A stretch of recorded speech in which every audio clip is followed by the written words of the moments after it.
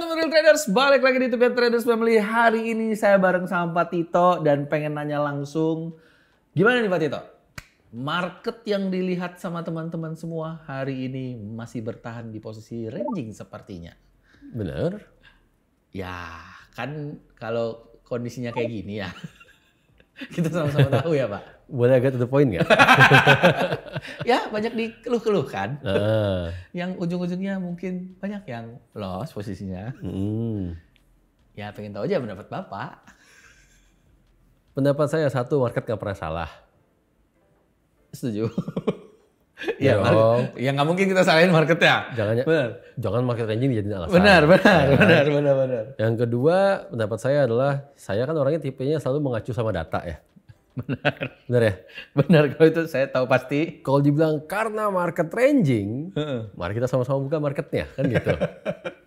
Boleh pinjam handphone. Di situ Handphone Bab. ada chart nggak di situ? Handphone saya, Pak. Maaf. Oke.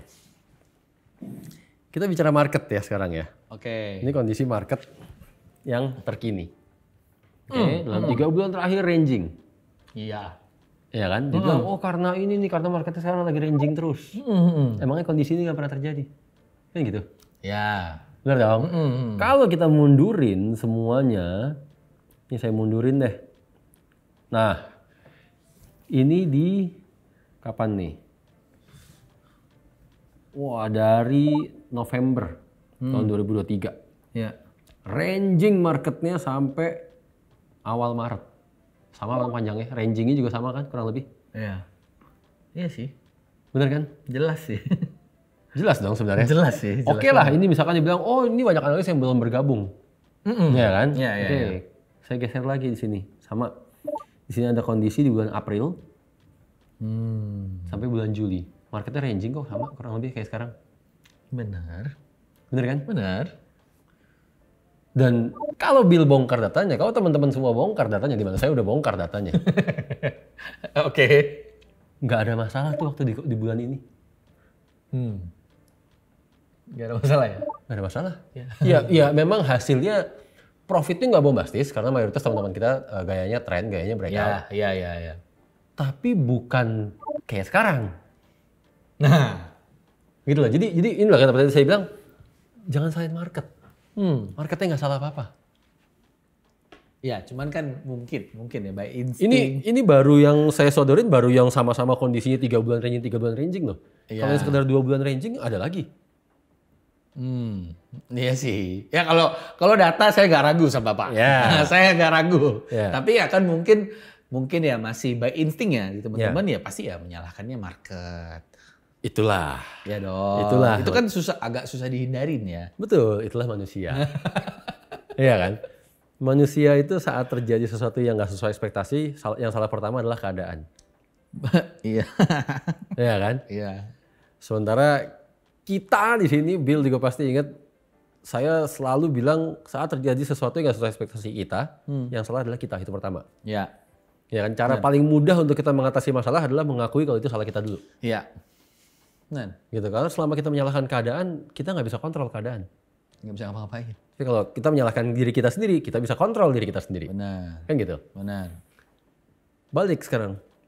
Mungkin mayoritas ngerasanya, oh ini karena market, karena ranging, apa segala macam. Sementara setelah saya lihat datanya, saya bongkar datanya. Pada kondisi yang sama di tahun 2023 dan tahun 2024. Iya. Biasa-biasa aja. Iya ada loss. Ada yang bahkan dalam 3 bulan itu profit. Gitu kan? Lagi loss pun nggak sampai kayak sekarang. Kan gitu kan? Yang artinya kan dari situ saya mulai menganalisa lebih dalam. Saya mulai menganalisa lebih dalam di mana apa yang membedakan kondisi tahun 2024 dengan kondisi sekarang? Kenapa di saat tahun 2024 bisa?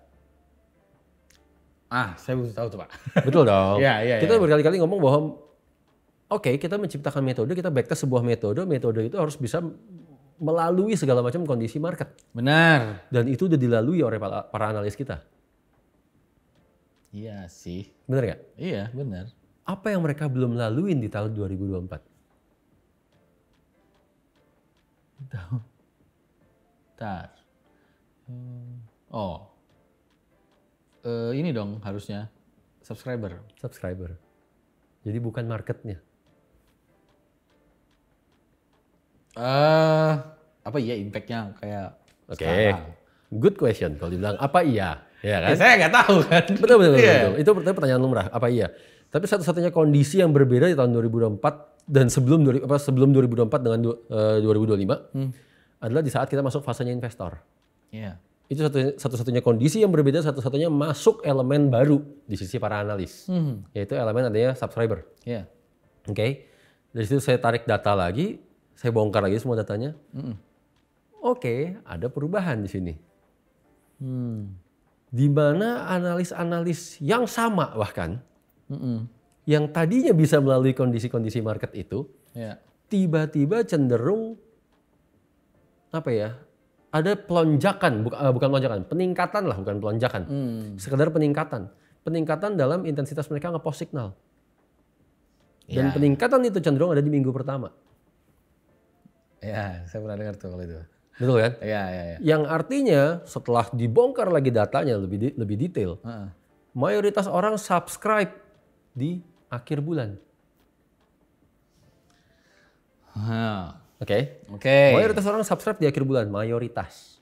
Iya. Yang artinya sejak awal begitu ganti bulan, analis pengen langsung nyenengin investor.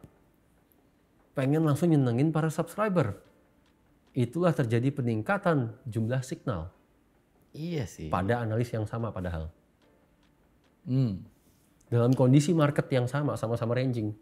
Padahal. Even dalam kondisi marketnya tren sekalipun terjadi pelonjakan. Iya. Peningkatan tadi. Benar. Gitu loh.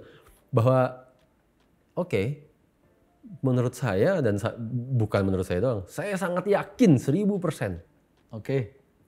Penyebabnya bukan karena market tapi karena pikiran.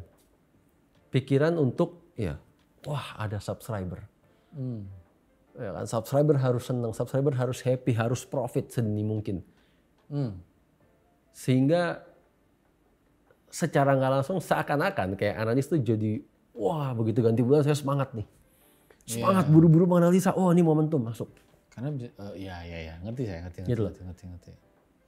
Apalagi saat dia udah mulai merasakan ada pola itu ya. Maksudnya Betul. Setiap kali mau pindah bulan nih. Betul. Jumlah subscriber meningkat. Betul. Saya nggak bilang semua analis sama ya. Ada yang tetap konsisten. Iya.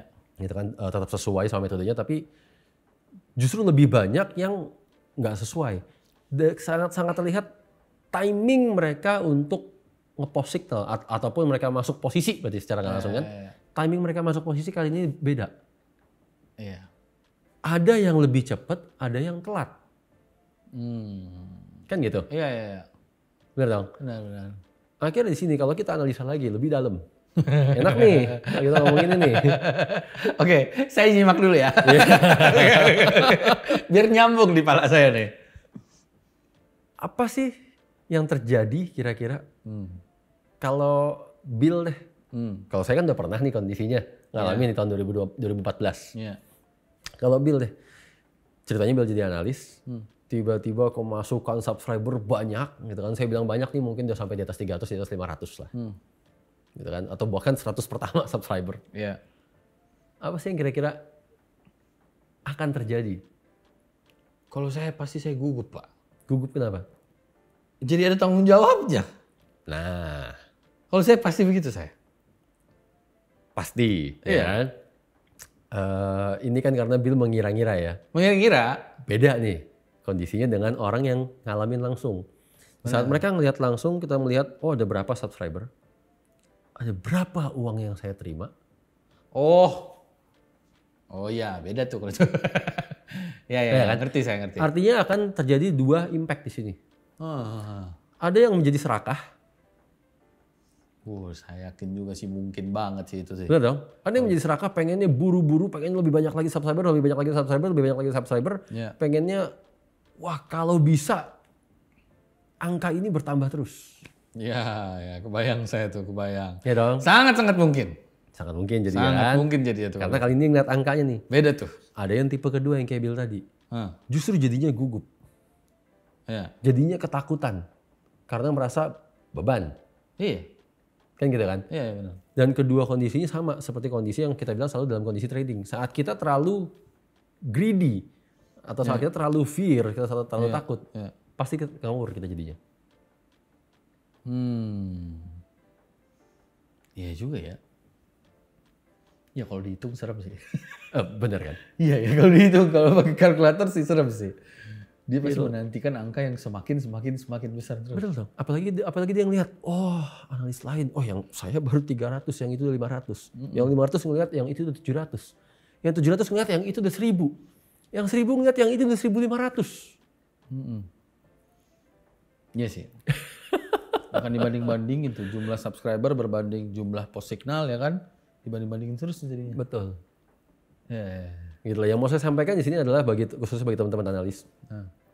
Kalian sadar nggak sih saat gak ada fase investor, saat kalian hanya fokus sama portofolio, itu hasilnya seperti apa?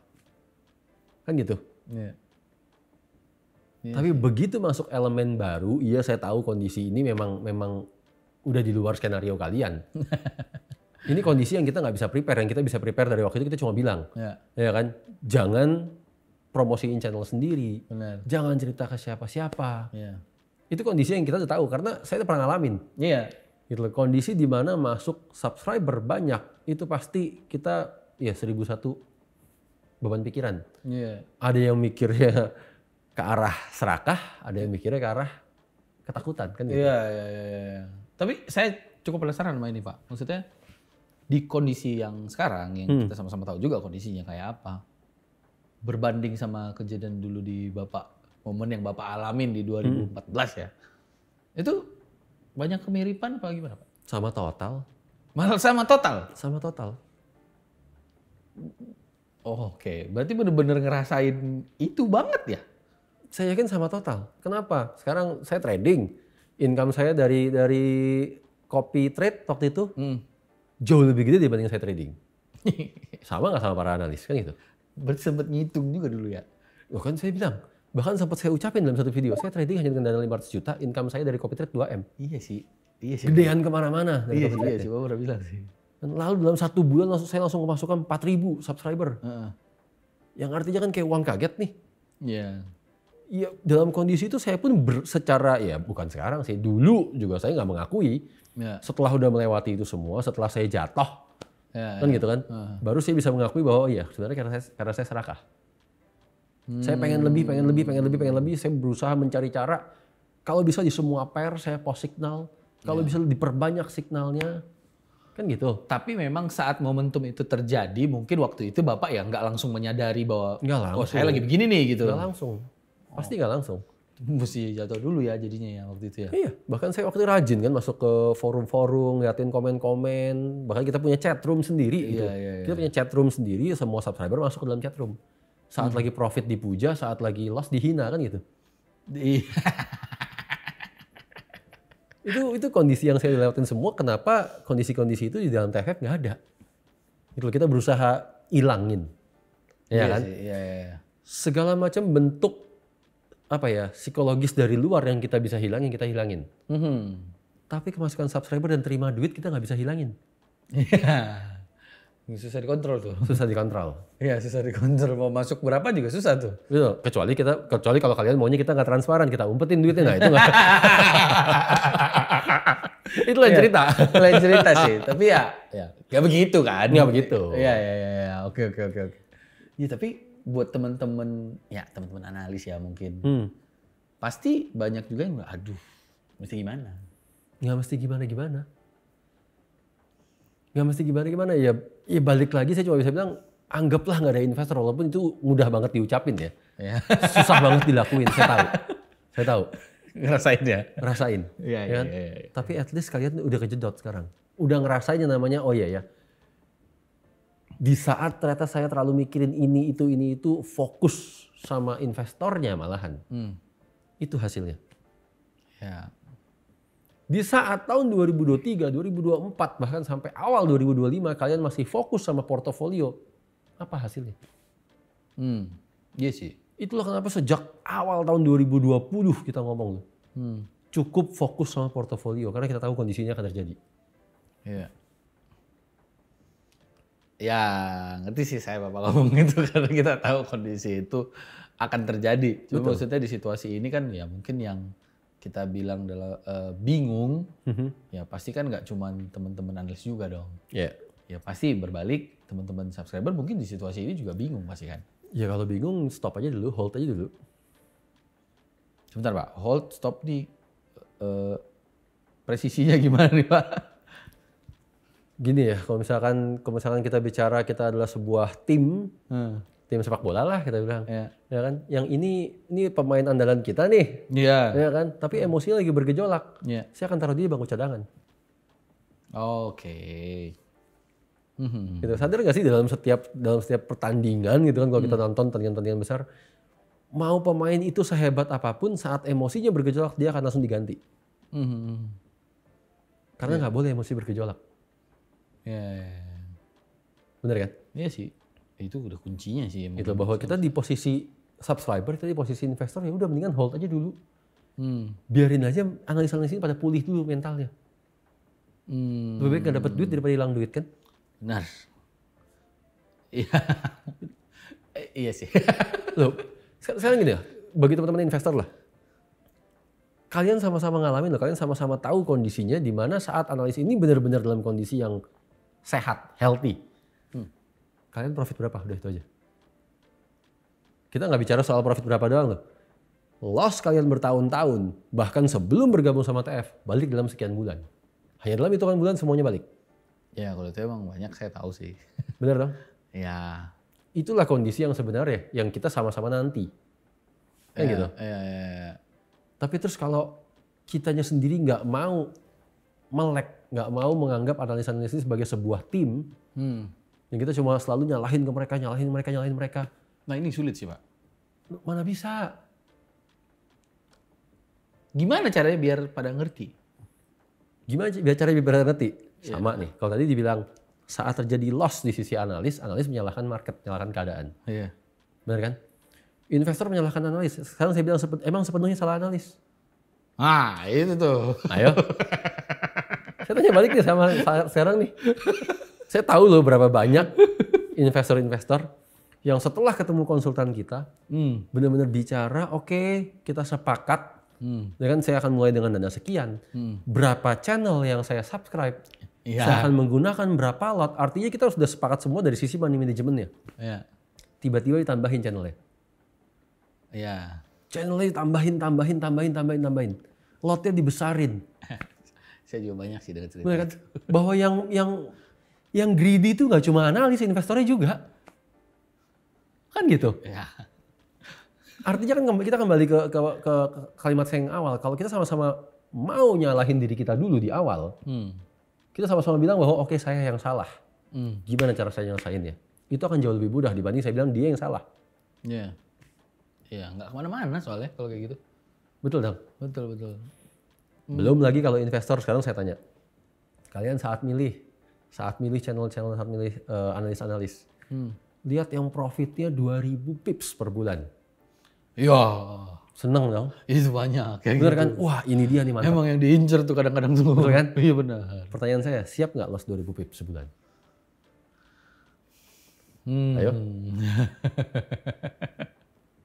Yang artinya kan di sini kan, kalau emang dari awal udah siap, oke, saya mau beli BMW. Ya. Artinya tahu itu mobil boros. Artinya udah tahu itu mobil servisnya mahal. Iya benar. Benar dong? Benar. Jangan saya maunya kalau profit 2000 pips. Tapi giliran loss 2000 pips saya nggak siap. Ya. Saya maunya pakai BMW, tapi kalau servis ya jangan 20 juta dong. Jangan naik BMW. Setuju. Kan gitu? Iya. Mungkin banyak yang nggak menyadari konteks itu kali. Iya, makanya saya bilang kan. Karena kan jadinya ini di trading kan maksudnya. Makanya saya bilang sama-sama semua punya greedy-nya masing-masing. Ya. Gitu loh. Kita ngebangun ini nggak tiba-tiba jadi gitu loh. Bahkan kita dari TF kita nunggu 4 tahun lebih bahkan. Iya. Untuk kita mempersiapkan para analis. Untuk akhirnya kita merasa oke, analisa dari ini kita mulai promote. Ya. Oke? Benar. Yang artinya kita nggak main-main di sini. Iya. Kita bukan asal baru 1 tahun, lantaran kita udah keluar duit, kita maunya buru-buru balik duitnya. Iya. Bukan. Jelas sih kalau itu. Kita nunggu 4,5 tahun Iya.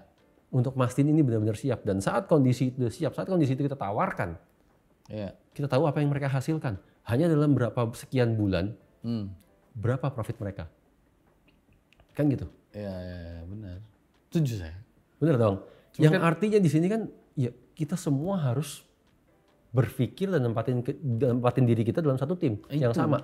Itu maksud saya. Itulah bahwa oke, kita yang mengedukasi semuanya, kita menjadi penyedia platformnya, analis kita edukasi habis-habisan, investor support lah analis. Gitu loh, bukan saatnya investor nyalahin analis dan bukan saatnya analis nyalahin investor. Iya. Iya sih. Sama-sama investor nggak tahu posisinya analis seperti apa, kemasukan subscriber kayak apa. Analis juga nggak tahu investor tuh loss-nya gimana. Kan gitu. Kita nih yang ngelihat kiri kanan nih. Jadi jangan saling nyalahin. Iya. Nggak guna. Iya, itu yang dari tadi tuh gatal di mulut saya tuh itu. Gimana sih ngelihat kata tim itu bisa worse, kan kita selama ini bilangnya circle ya, sehat. Betul. Gitu kan. Itunya betul. loh. Agak sulit kayaknya tuh. Betul, ya dari kita akan apa ya? Ya kita akan beresin satu persatu lah. Ya kan dugaan gitu kan kalau bilangnya. Ya tebakan kita sih ini semua gara-gara urusan subscriber. Ya. Gimana cara kita mengatasinya? Pasti nanti ada ya adjustment mungkin di sistem. Gitu kan. Karena kalau kita bilang kemasukan subscriber kemungkinan besar efeknya 2. Ya. Efek harga diri, pride. Susah nih. Nggak bisa disepelein loh. Saya ngerti. Ini berat nih. Tadinya subscriber saya 1.000 turun jadi 500. Walaupun nggak ada orang kenal sama saya. Ngerti saya. Tetap aja saya melihat channel saya sekarang angkanya bukan 1.000 lagi subscribernya. Iya. Sehingga ada efek pride ataupun efek harga diri kita yang kesenggol di situ. Iya. Setuju. Bener kan? Dan ini bahaya nih. Kalau Bahaya harga diri. Oh itu bahaya itu. Nah, yang kedua tadi sebenarnya efeknya yang kita bilang nih. Dengan subscriber sebanyak itu jadinya serakah atau jadinya ketakutan. Iya. Terlalu serakah nggak bagus, terlalu ketakutan nggak bagus. Nah. Oke, ini akan coba kita solve. Ya. Mencari titik tengah antara terlalu serakah dan terlalu takut ya. Iya. Iya. Tapi dengan situasi yang sekarang, Bapak melihat dua sisi. Teman-teman analis Bapak lihat, teman-teman investor, circle-nya Bapak lihat semuanya nih, wide open semuanya dibuka. Masih style PD yakin nggak nih teman-teman bisa survive di situasi ini gitu? Oke, yang pertama saya akan jawab dulu dari sisi, tadi kan Bill mengawali dengan kata-kata marketnya lagi ranging. Benar. Ya kan? Benar. Maka saya akan bahas dulu dari sisi marketnya juga sama. Oke. Kalau secara market, ini good timing. Kenapa? Nah, kan gitu kan? Iya benar. 3 bulan ranging. Bener banget tuh. Bagi siapapun yang trading, apalagi trading udah cukup berpengalaman, tahu tuh ada kata-kata habis gelap terbitlah terang. Itu saya juga tahu. Habis ranging terbitlah tren. Kan gitu. Iya. Ya kan? Iya. Jadi sebenarnya kalau secara market ini justru good momentum. Secara market. Presiden secara market nih. Oke. Tinggal ya analis-analisnya udah bisa menetralisir dirinya sendiri atau belum, comeback atau belum, atau ya udah ini momentum saya untuk memulihkan keadaan. Kembali ke dirinya yang awal. Oke. Bisa terima saya. Kan gitu kan? Iya. Baru kita bicara yang kedua. Saya pernah ada di tahun 2014. Di mana saya bikin orang profit seberapa banyak. Ya kan? Satu dunia. Saya bahkan bisa bikin orang-orang yang nggak kenal forex jadinya profit di forex. Kan gitu. Saya berusaha mengulang masa itu. Kali ini dengan cara yang lebih proper. Yang serba kita kunci sistemnya dari segala macam lini, kita bentengin gitu kan. Iya. Okay. Dan setelah kita mempersiapkan ini sepanjang 4 tahun, bahkan hampir 4,5 tahun, akhirnya kita kemarin merasa kondisi itu ready. Kita pun udah ngeliat hasilnya.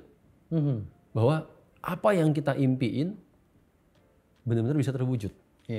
Berapa ratus bahkan mungkin 1000-an investor yang bener-bener loss-nya mereka bertahun-tahun. Iya. Balik semuanya dalam waktu, ada yang 5 bulan, ada yang 6 bulan. Iya. Bahkan ada yang 3 bulan, itu sih agak ngawur. Iya. Gitu kan, karena lotnya terlalu besar. Iya sih. Gitu kan. Bahwa kondisi itu udah terjadi. Apa yang harus bikin saya ragu? Iya sih. Gitu loh, hanya karena ya urusan si market ranging gitu. Kan gitu. Masa terus saya harus jadi mundur? Kan Bukan. Kalau saya tuh bukan ke bapaknya, lebih ke melihat situasi teman-teman ini loh. Enggak. Apakah teman-teman analis bisa ya survive bertahan dulu lah. Teman-teman investor juga sama gitu. Bisa ya nanti kita lakuin lah. Kayak teman-teman analis kemungkinan besar, bukan kemungkinan besar lah, pastilah. Hari di mana video ini naik, kalian akan terima bisa dibilang semacam kayak survei dari kita. Ya. Survei. Jadi kita akan benar-benar mensurvei apa sih yang kalian rasain, apa sih yang kalian pikirin, apa yang kalian alamin. Semakin jujur kalian jawab itu, semakin kita bisa mengatasi masalah kalian. Iya. Bisa nggak kita gentle sama diri kita sendiri? Bisa nggak kita introspeksi diri kita sendiri? Iya. Dan itu udah nggak mikirin harga diri. Sama seperti waktu saya bilang, saya melakukan kesalahan di eranya copy trade karena saya serakah. Saya mikir, saya nambahin metode, saya tambahin pair, saya perbanyak signal saya di copy trade. Iya. Kan? Dasarnya adalah karena saya serakah pada saat itu. Iya. Semakin teman-teman analis bisa mengatakan itu secara jujur, bukan untuk terlihat baik. Semakin kita tahu apa yang kita mesti lakuin ke mereka. Iya. Bagaimana cara kita bentengin mereka di sisi Benar. Ya, kan gitu. Masih aromanya optimis ya. Oh sangat. Saya demen kayak gini. Ya mudah-mudahan ya kita semua optimis sama teman-teman analis, sama teman-teman investor semua. Ya kita lewatin bersama. Ya. Dari zaman main game saya bukan orang yang bisa menerima kegagalan dengan baik. Benar. Itulah kenapa saya selalu berhasil. Oke teman-teman, pokoknya kita semua harus jadi satu tim. So it's now or never and change your life. Bye.